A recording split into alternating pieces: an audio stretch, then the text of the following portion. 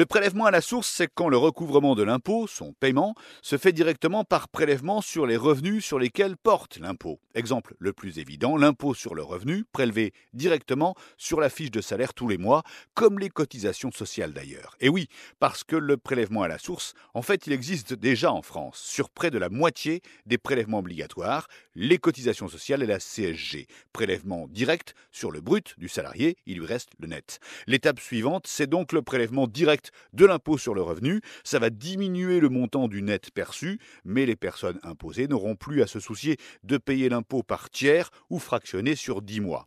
Comment ça va s'organiser? Cela concernera les salariés, les retraités, les chômeurs qui touchent des indemnités, mais aussi les travailleurs indépendants. Le circuit sera le suivant.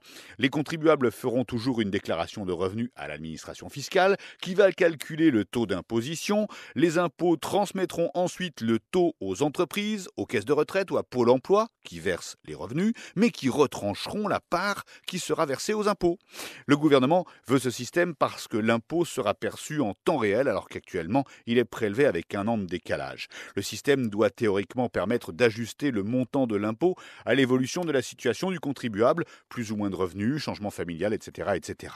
Après, face au risque que l'employeur ait trop d'informations fiscales sur son salarié, le gouvernement assure que l'employeur n'aura en fait que le taux de prélèvement de l'impôt. Les informations fiscales sur le contribuable, ce sont uniquement les impôts qui les auront, les avantages fiscaux, revenus annexes, composition de la famille.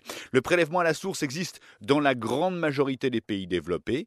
Les premiers, c'étaient les Allemands dès le 19e siècle. Dans les années 40, États-Unis, Canada, Grande-Bretagne, Pays-Bas et Australie. Et dans les années 70, les derniers à s'y mettre ont été l'Italie et l'Espagne.